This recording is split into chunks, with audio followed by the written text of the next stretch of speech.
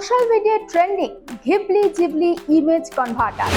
সাধারণ মানুষ থেকে শুরু করে সিনেমার তারকা হোক কিংবা রাজনৈতিক ব্যক্তিত্ব কিংবা ক্রীড়া জগতের তারকা, তাদেরও ঘিবলি স্টাইল ইমেজ ভাইরাল হচ্ছে সোশ্যাল মিডিয়ায়। আর সোশ্যাল মিডিয়ায় যারই প্রোফাইল দেখুন না কেন, তারাই আপলোড করছে ঘিবলি স্টাইলে ফটো। মনে হচ্ছে যেন ঘিবলি না বানালে সমাজ মেনে নেবে না তাদেরকে। কিন্তু এই ঘিবলিটা আসলে কি স্রেফ মজা নাকি বিপজ্জনক হতে পারে এই ট্রেন্ড? কোথা থেকেই বা এলো এই জিবলি? এই সমস্ত প্রশ্নেরই উত্তর পেতে আপনি চোখ রাখুন R plus news digital. Studio Ghibli হলো একটি জাপানি অ্যানিমেশন সংস্থা। হাতে আঁকা অ্যানিমেশনের জন্য বিশ্ববিখ্যাত এটি। এই জিবলির ছবি বিভিন্ন অ্যানিমেশন সিনেমায় ব্যবহার করা হয়েছে। 1985 সালে হায়াও মিয়াজাকি এবং ইসাও তাকাহাতা জিবলির প্রতিষ্ঠাতা। জিবলি স্টুডিওর অ্যানিমেশন এআই এর মাধ্যমে পৌঁছে গেছে সাধারণ মানুষের কাছে।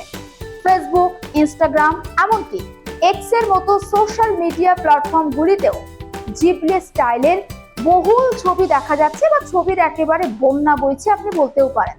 শুধুমাত্র চ্যাট জিপিটি নয়, অনেক এআই টুল ব্যবহার করে নিজের এআই জেনারেটেড ছবিও তৈরি করছেন নেটিজেনরা।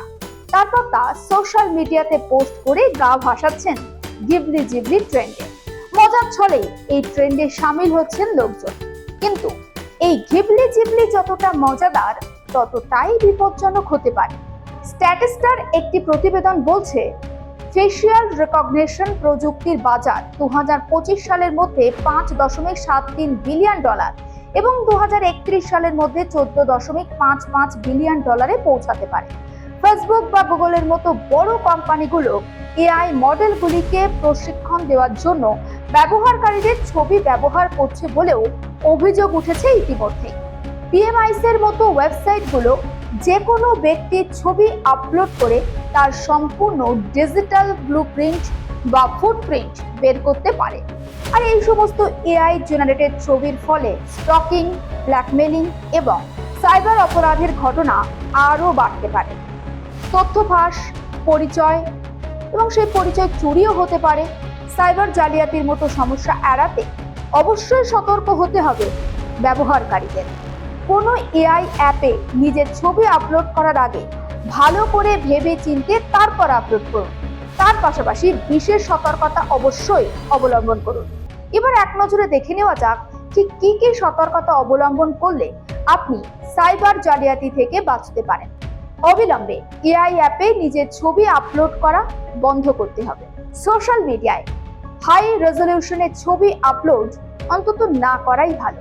ফেস আনলকের পরিবর্তে একটি শক্তিশালী পাসওয়ার্ড অবশ্যই ব্যবহার করুন। কোনো অজানা অ্যাপে ফোনের ক্যামেরার অ্যাক্সেস না দেওয়াই ভালো। দিন দিন উন্নত হচ্ছে এআই প্রযুক্তি। আজ থেকে 3 বছর যদি পিছিয়ে দেখা যায়, তাহলে বোঝা যাবে কেমন ঝড়ের গতিতে এআই এর উন্নতি হয়েছে। আচ্ছা, একেবারে হালকাভাবে নেওয়া উচিত নয়। যে কোনো এআই প্ল্যাটফর্মে ছবি আপলোড করলে বড়সড় সমস্যা হতে পারে। কয়েক বছর আগে সোশ্যাল মিডিয়া এবং নিউজ ওয়েবসাইট থেকে 3 বিলিয়নেরও বেশি ছবি চুরির অভিযোগ উঠেছিল ক্লিয়ার ভিউ নামে একটি এআই কোম্পানির বিরুদ্ধে।